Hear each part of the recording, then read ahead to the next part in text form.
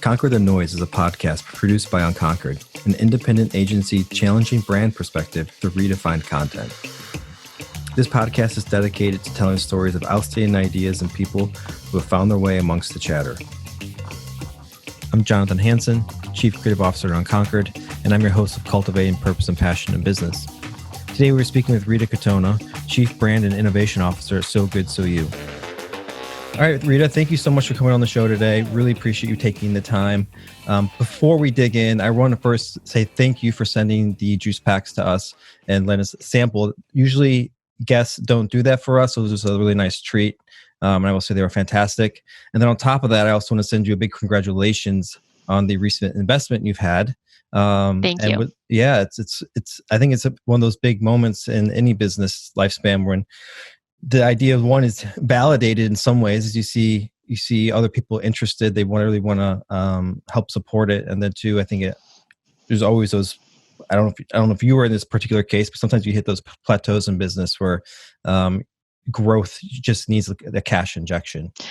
Absolutely. We've been at first of all, I'll say you're very, very welcome for the samples. I come from a family where we showed the people that we loved them, but with food. So I love that about having founded a food and beverage company, and when that is nourishing and good for you, because it's doubly rewarding to gift and share our products with people. So I'm thankful for that feedback and glad that it was well received. And yes, we are thrilled about the new partnership with our investment partners, Prelude Growth Capital. They're also based in New York. And to answer your question, we've been at this for 6.5 years, and it would be a complete miracle if it was all an upward trajectory. The reality is that it's never,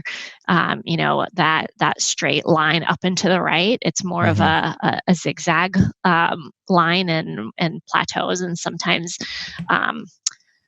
different sizes of short-term setbacks, but it's important that when you take a step back over the long term, it's a really nice growth trajectory. And in the last 18 months, we've grown over 380%. So incredible. It's a really awesome time, and we're thrilled to have the new partners on board to help accelerate our growth. Before we dig into that, you kind of provided me with a great entry for where I wanted to start with this conversation by mentioning family. I too grew up in a family where food was like a big central. We always ate every meal together.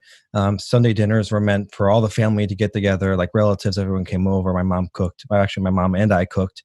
My grandmother always had her certain seat in the kitchen where she would sip her Diet Coke and talk to us.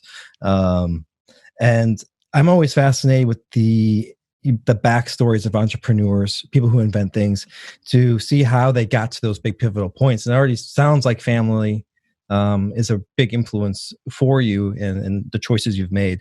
And I'm really curious. You're born in Hungary, and later came to the United States. I would love to hear how those early years in Hungary with your family put you in the position or set you up for the values that sort of set forth SoGoodSoYou. Yeah, it's really interesting because looking back, I guess after you reach a certain age, and I'm not super old yet, but I can certainly see how everything from my early upbringing has led me to where I am right now and shaped what I'm doing. So we grew up eating fresh food, mostly plants. That we grew ourselves. My grandmother, and we didn't live like out in the country. We had a decent sized property on the outskirts of a city, but we had a massive garden, and my grandmother worked in the garden, and that was her pride and joy, and kept her very active into her 80s.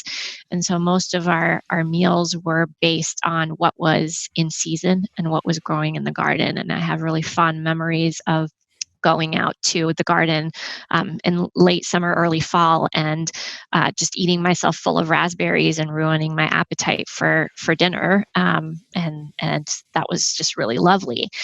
And unfortunately, when I came to the States, and then really it was during college when I started being on my own and living in a dorm where there wasn't a kitchen, and there was more people around me were eating out a lot and convenience foods, that I started to realize that not only the quality but the quantity in terms of portion sizes in the U.S. was really inappropriate, for lack of a better word, for what humans really need from a scientific perspective to consume, and that the standard American diet is calorically excessive but nutritionally insolvent. So we eat way too many calories, but those calories are devoid of the nutrients that our bodies actually need. Yeah, I think one, just to be someone who's lived here, grown up here, I would say that maybe part of our portion is also linked to what we perceive as value. You know, the more you get, the better value you're getting for you your want money. A deal. Yeah, you want a deal, or you want to feel full, or you know, SoGoodSoYou strikes me as a very value-based company, just all from the efforts that you're taking, whether it's environmental or nutritional. And I'm really curious to, you had a previous career at Target, at Brandless, which I would love to touch on later, because I think that was just such a fascinating company in itself. And then got to, you're where you are now. How has your values have they always been there? Have they evolved? Are they, as you've gone through different companies, have you figured out this works, this doesn't? How are you injecting that into what you're doing now? My values have honestly always been there, but they've crystallized over time. And as I've gotten older and more confident in myself and my career, I think I'm more unabashed about speaking out about my values and as the brand as well. So even prior to Target, I was a health and nutrition buyer at Home Shopping Network, HSN, and really loved that. And then Target recruited me, and I had a fantastic career at Target. Was there for 7 years and was in various different merchandising and sourcing roles there. But I wasn't working on product categories that I was super, super passionate about. And I missed the health and nutrition world. I always loved, I loved fitness and exercise and anything having to do with feeling good and like being healthy and feeling good.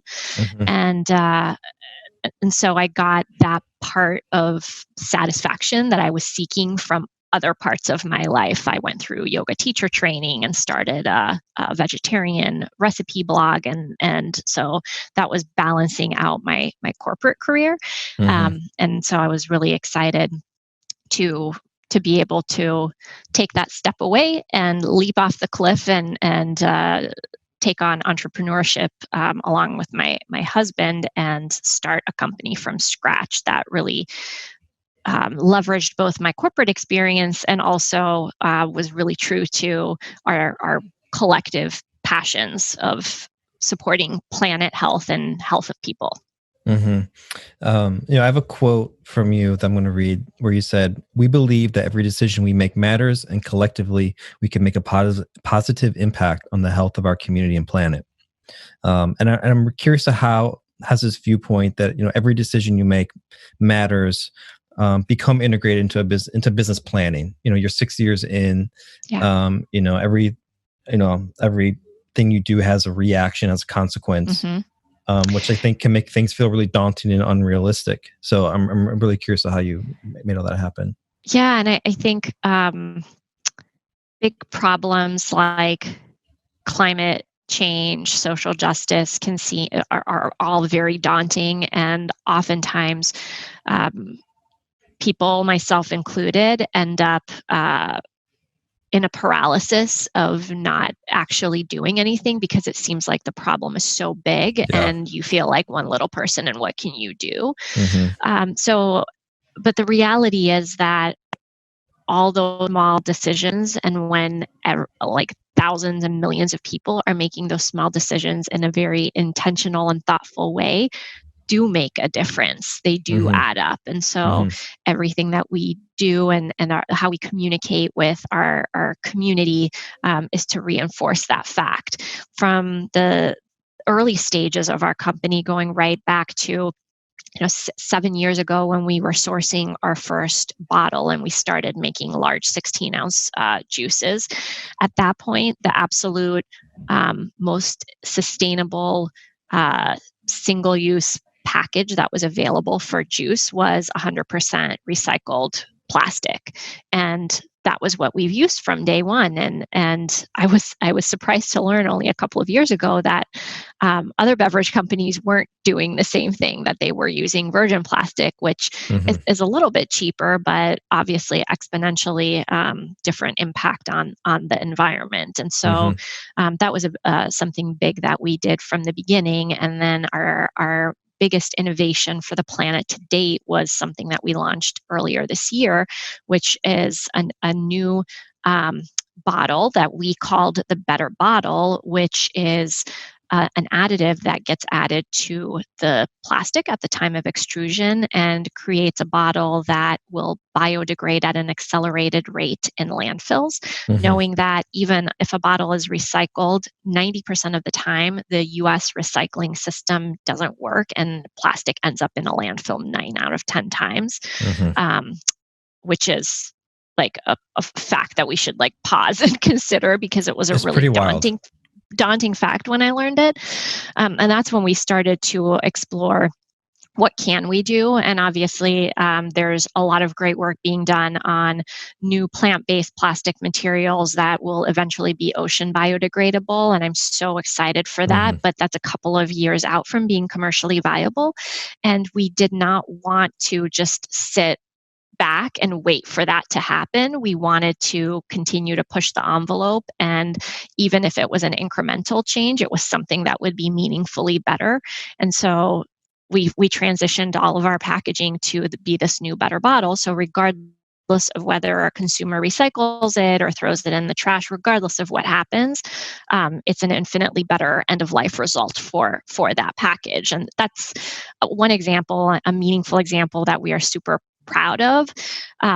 But another fact is that our manufacturing facility, which we run and we own our own manufacturing, is powered by 100% renewable energy. So we also produce our product in a very sustainable way. And so just big things like that, all the way down to little things of when we order print materials or business cards, because we used to go to trade shows prior to COVID, and like finding printers that use recycled and FSC certified paper, and they print with more environmentally friendly inks and things like that. Every decision, we look at what is a more environmentally or the most environmentally friendly alternative. And many times that alternative has a cost to it.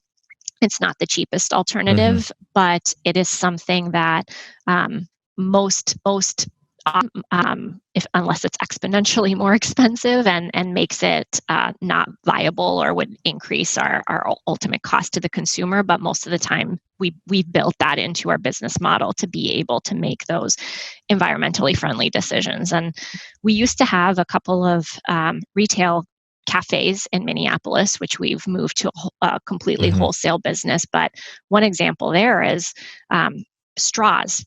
Compostable straws cost 4 times as much as regular plastic straws. And thankfully, the city has passed regulations now that require that to be compostable, biodegradable. But when we opened our cafes, that wasn't the case. And we were one of the few businesses that still made that choice and paid 4 times as much for that material. So do you have like a checklist? Did you create an internal manifesto? Have you created like a rubric? The reason why I ask is for people who are at home, who have their own businesses or who are leaders in larger corporations. Um, just trying to find some insight to help them get the tools that they need, Yeah. so they can make these implement the thinking and changes in their own businesses. Yeah, it's not necessarily an official checklist, but we do have a mission statement and manifesto, and part of anybody who's making decisions, which is basically everybody at the company, Hmm. is trained and it's instilled in them. But ultimately, it starts at the recruiting stage, and as much as possible, we are expanding our team with team members that are already living and breathing this and are passionate and embracing the fact that we can all make decisions that are going to have a positive impact on the environment. And so um, we don't have a situation where anybody has to police, like, you threw that in the trash and it should have been recycled. Yeah, it's also great insight into hiring, I think, and really making sure that the checklist may be shorter if you make sure you're hiring the right people who share Absolutely. those values. I think that's a really great insight there. Last week I talked with Emma Rose Cohen from Final Straw. She was one of the co-founders of Final Straw, which they make um, basically aluminum straws that can be like break down and be held in a little tiny case and take them everywhere to sort of Hmm. address the straw issue. And she said basically along the lines that companies are responsible from their product from the moment they create it all the way through after its life cycle and the consumer gets rid of it, Yeah. which I think is really interesting. And I think your better bottle idea really fits into taking on that responsibility. Um, is this something, the better bottle technology, is this something you're trying to make industry wide? Is this something you're keeping in house? Uh, Yeah, so we're not a packaging company, but we did a lot of that legwork to find the manufacturer of the bottle that and connected them with the company that makes this specific additive. mhm, So we don't own the technology, and as people who are passionate about supporting the planet, I would love nothing more than for everybody to follow suit mhm, and adopt similar technology. mhm. I know. So I co-founded Unconquered 3 years ago, 4 years ago ish, in that ballpark. Um, and we did the same thing. We started out with trying to come out with just a really clear set of manifesto, set of values, and it has guided us in a lot of our decision making. Whether it's hiring, which clients are going to take on, which ones are not, and the decisions we're making. We started out really as a production company, and we've really grown into a full service agency. But when we're doing sets, we have 30 or 40 people on set. How can we reduce single use plastics? And it's just, I think it's really requires a mental shift and like an education. I feel like I'm learning and trying to learn more every day as far as like the little impacts that we're doing that cause, or little actions that we're doing that have greater impacts, whether it's negative or positive. Absolutely. And there's certain things that are just easy, like have a water bottle. Yeah. um, you know, um, I hope I never have to buy another bottle of water ever again, because that's just something that should be a basic human right, to have clean drinking water and Hmm. some way to get it into your body. Hmm. Um, and other things that are more difficult, right? We live in a society where everybody is busy and just getting busier um, by the day, week, and year. And so convenience products are important.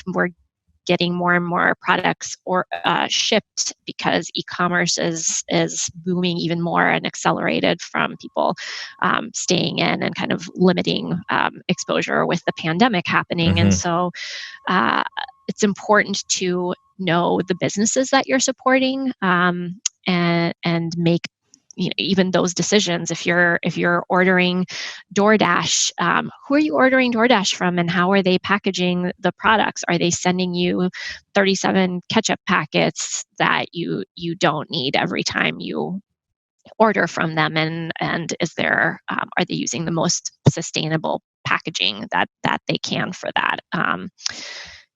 Other things can be really hard. Like, I love hummus, and one of the commitments that I made earlier this year with working from home and the pandemic, and to try to be more sustainable, was I would not buy hummus anymore. And I am making hummus from scratch, and I even took it to the level of making them from dry garbanzo beans, which is a whole process. That's dedication. And that is just not going to be accessible to a lot of people, and I realize that. But there are other things that are totally doable, and I think first and foremost, researching the brands that you're supporting and understanding, do they have an authentic mission and a true sustainability policy, and not something that was just slapped on after the fact because somebody told them that you need to be doing something for sustainability, and like, let's come up with some angle that checks that box. Well, you bring up research, which I'm always fascinated with, like developing business insights and how people shop and why they're buying the things that they do and the way that they do it, whether it's online or in store or on their phone.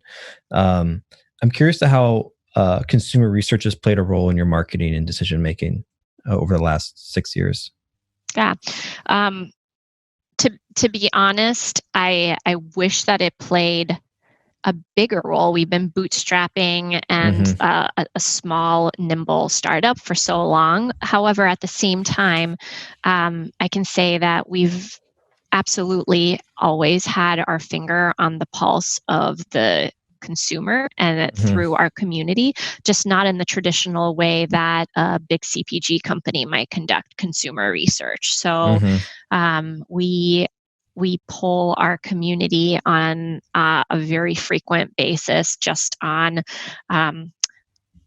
sentiment on how they're feeling about things, which then helps provide insight into how we communicate with them and what sort of content and engagement plan we create. And of course, that also goes for product development. So when we're thinking about how do we expand the line and create new products for them, we want to understand what needs can we meet that we're not meeting right now, or how can we help them and add value to their lives in a way that they may not even realize yet. So what are some of these things that you have learned though, as far as like content? What are your fans, followers, users, were they really gravitating towards in the type of content you're creating? So our community is a group of health optimizers. They are proactively interested in managing their health. And this is something that the pandemic has accelerated for the much broader consumer group than just the SoGoodSoYou community, which has resulted in the stellar results that we've had. And even though we're not adding store count at the pace that we thought that we were forecasting at the beginning of 2020, we are going to absolutely hit and potentially exceed our 2020 revenue goals. And that's just because this idea of proactively managing one's health has gone mainstream. And so it sounds like COVID has definitely helped sort of usher in or speed up some of that process as far as growth, or at least a collective I guess, observation of the importance of health. Yeah, I think it's placed a magnifying glass on the idea that your immune system is something that you can have an impact on controlling. And again, it goes back to decisions, like every decision that you make in terms of what you drink and what you eat. Very few things are neutral. They either have a positive impact or a negative impact on your health and on your immune system. And with people being more conscious and their immunity and health being more top of mind, it has accelerated this movement. We really feel that this is not a fad or a trend, but it's a movement that is here to stay. And so, as your community grows, are you looking for interesting ways to keep connecting with them? Always. Yeah, and so I know it's sort of an obvious yes question, but really what I'm getting at is I'm really curious to, what that is. Before COVID, people would have activations, have different events, get people to come together in physical spaces, and that's obviously not happening right now. So I'm just curious to how that has morphed and changed over the last, I guess, almost a year now. Yeah, I mean, it's been a big challenge, and of course, we, as everybody else, have focused on how do we create engaged online and engaged digital communities, and we're looking at what spaces and platforms to do that on. There certainly is something that we're seeing in terms of a consumer or group of consumers that is actively shifting away from traditional social media platforms. I think the year of the election and everything that brought with it in terms of noise on social channels, specifically Facebook, is something that we're keeping a close eye on, and very much have been in this testing mode. Yeah. And when you say testing, do you mean like you're testing different creative or just different Both. We're testing ways to we're always testing different creative, but testing different platforms on Gotcha. and where our community is more likely to engage with us. Yeah. How even subsets of the community may be on one platform versus another. So yeah, we have my awesome social community manager is also very analytical. So she is all over this in her spreadsheets. Yeah, you have to be. It's funny you say we do social media community management as well as one of our services, and it's so analytical. The type of person that you need to do that work is one. Also, it's like you need someone who can wear multiple hats, but has that ability to really look at big groups of data and figure out what that actually means to human beings and to human behavior. So it's almost like that sociological side of it. I think it's super fascinating to learn about. Agreed. In the beginning of 2020, you kicked off a tree planting initiative. And you've planted around 3,000 trees so far, at least at the time of when I read that. I'm not sure that the numbers has grown or not. How did you come up with this idea for like a tree initiative, and how did that sort of take off? So interesting you brought that up, because at the beginning of the year, that was going to be our big push for the year. And then the pandemic happened, and we've had to pivot a little bit.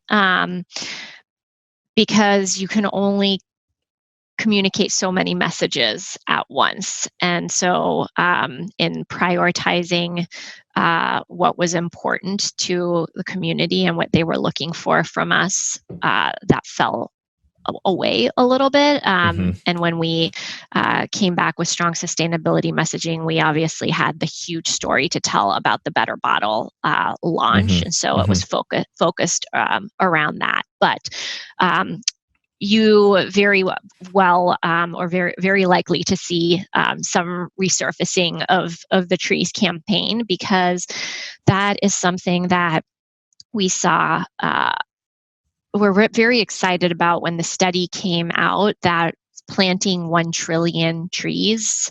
I think it was in the next 30 years, by 2050, would address the carbon emission issues and actually like help offset or not only like stop but start to reverse the really alarming climate change and trends that we're seeing. And it was one of the first signs of like truly optimistic news that there is a solution and it is doable. And if you think about the cost of, and that's not execution, but the cost of how much planting 1 trillion trees are, like a handful of the world's billionaires could literally fund all of this. I know. So that's a whole nother topic that I could go down is the amount of good I feel like just one billionaire could do with a couple of large investments that would probably maybe dent their bottom line and wealth and the amount of good that would come out of it. That's a sore topic for me for sure. I know, for me too, and I know that there are many that are focusing on that. I like to hear about them as opposed to those individuals that are looking at going to Mars and Moon and exploring other planets, because like, hey, let's take care of this one that we're on. Yeah, I agree. And I think you use that word pivot. And I think was like one of the key words of like 2020 for a lot of businesses is how are you able to pivot, keep your business afloat? Because economically, everyone was affected. There's a handful of businesses that weren't and actually, excelled. But the bulk of, I think, small businesses were definitely hit hard. What have you done that fits in line with the brand values that keeps your team motivated, feeling happy, healthy, and inspired, and continuing to want to come to work and do a good job? So I think everybody was hit hard in some way, though we are in that very small group of very fortunate businesses that from a demand perspective and which drives top line revenue and overall health of the business, we actually have seen a positive impact. However, massive challenges when it comes to operating a manufacturing facility versus if we were one of the many brands that doesn't actually make anything and they use contract manufacturers. We have a responsibility to take care of like literally they're considered essential workers because we make a food product. And so very early on, we set up our coronavirus kind of philosophy and procedures and are continuing to update that. But our first and foremost priority is to safety and their health and the health of their families and friends. And then that obviously has a reciprocal effect on health of each other, because when we have healthy team members, then they're not getting their coworkers sick and creating additional exposure. So from the very get-go, even before government guidelines and regulations came out, we set a policy that our hourly production floor team members could take up to 4 weeks of fully paid time off. If they were sick, if they had a family member, anybody in the household that was sick, or if they just had an exposure. And we kind of hammered that into them, that was put in place so that they could be safe. And that has worked extremely well, though granted, everybody is going through a second wave right now. And so we've all had friends, colleagues, et cetera, including in our company who have had coronavirus. And I'm very grateful to say that everybody has come out fine and That's great. healthy. Mm-hmm. But everything from separating out shifts and groups of workers that are working in the plant to relaying out how the production flow is going so that we can practice social distancing more effectively, and kind of staggering breaks so that people have more room to spread out when they're eating their lunch and snacks and things like that. To anybody who can do their core responsibilities not in the office is working from home, and that's been mandatory, and that's to protect the team members that don't have a choice and have to be at the production facility.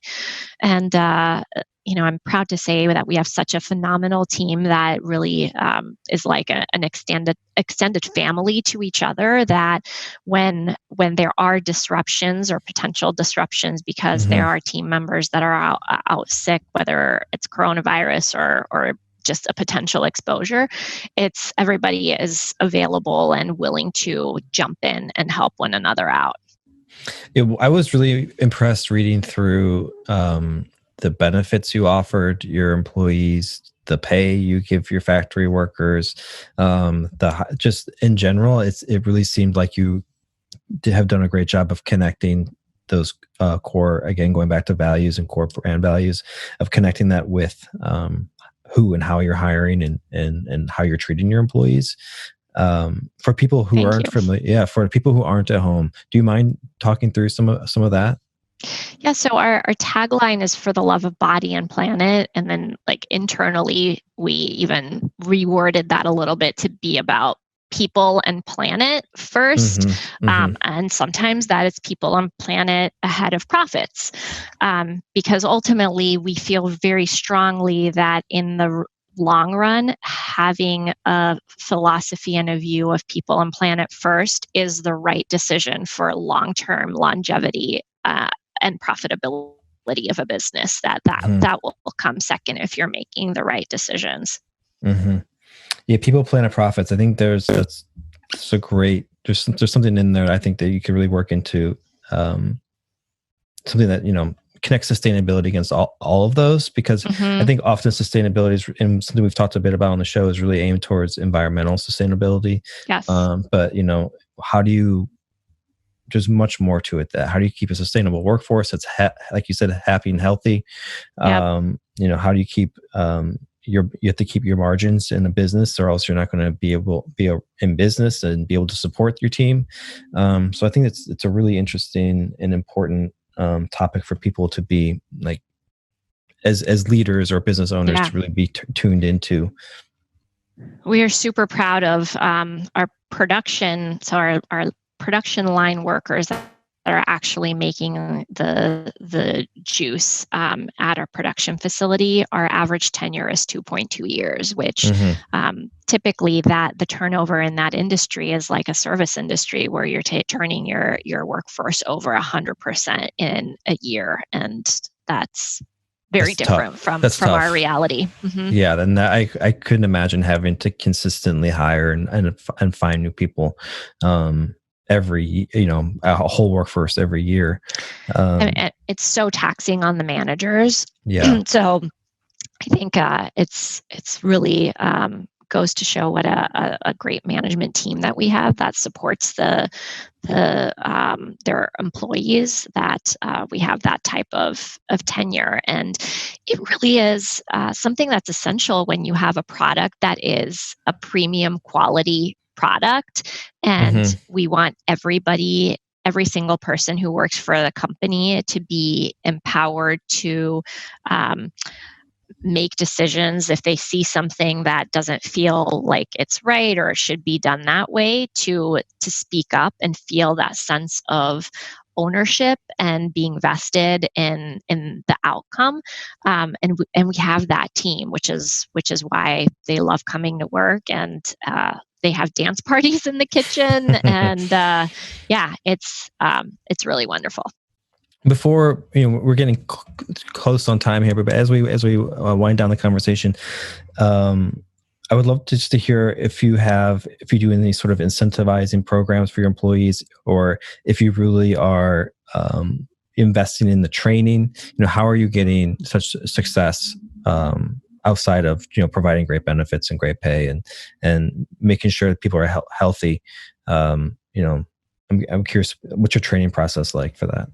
So we haven't really put anything formal in place for the company overall in general, or for production. It's really about a core focus and investment in the leadership team to embrace their role of being stewards of the development and wellness of their teams. Mm-hmm. And an example of how we've invested in, again, I'll give the production team as an example. This year, we completely upgraded our manufacturing process by installing a fully automated custom multi-million-dollar line. And up until that point, we were producing in a way that was way more labor intensive and artisanal, if you will. So a completely different skill set required. And normally what happens when this type of change happens at a manufacturing facility is you end up turning over your entire workforce and hiring new people that have different qualifications. And we did not do that. Even though our actual labor needs went down significantly, we said, let's lean in to the team members that we have. Let's take the time to train them. And in a lot of cases, it's a bilingual training that is needed, because most of our team members in production are not native English speakers. And so we invested in training them and getting them to a point where it allowed significant pay increases, because they've now developed new skill sets, and they are now vested in continuing to grow in this way with the company. Yeah, that's amazing. That's awesome. I wish a lot of more companies would sort of take that similar investment into their employees and teams. Going back to the conversation of billionaires and how they could treat and make things a little bit better for people. It's definitely, you have to have a longer term view, and for sure. Yeah. So last question as before we wrap, and it's kind of open, and I'm just want to give you the opportunity, if you'd like to maybe share any advice you would have for an entrepreneur or someone starting a business, or someone maybe who's midway through their career or through their ownership of their business and thinking, this isn't quite doing it for me. What can I do to make this better? Well, I think that probably different advice for those different scenarios. For somebody who's in a corporate career and thinking of making the change, it is every bit as hard as they say, and it's harder than you think it's going to be. But like anything that's hard, it's also incredibly rewarding. I think the harder something is, the more rewarding it is. Like having a pet or being a parent, writing a book.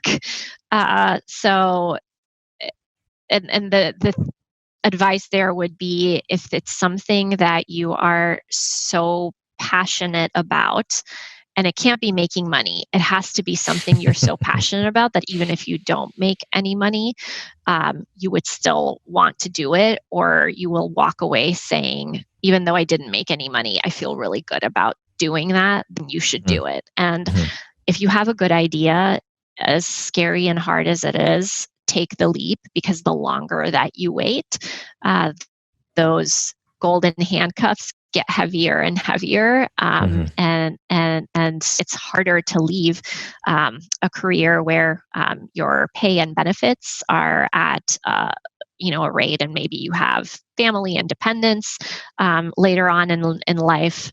It just gets harder. So don't wait. If you have a good idea, talk to people, talk to as many people about it as you can. Talk to other entrepreneurs, even entrepreneurs that have failed, because oftentimes you can learn more from people that failed than people that are succeeding. Yeah. So that's what my advice would be there. And for somebody who's kind of like mid-business that feels like it's not quite happening, that's a tough one because you might just be at that plateau part, right? And so you don't know if you stick with it, if you may reach that tipping point where all of a sudden your growth is up and to the right again, on the growth scale.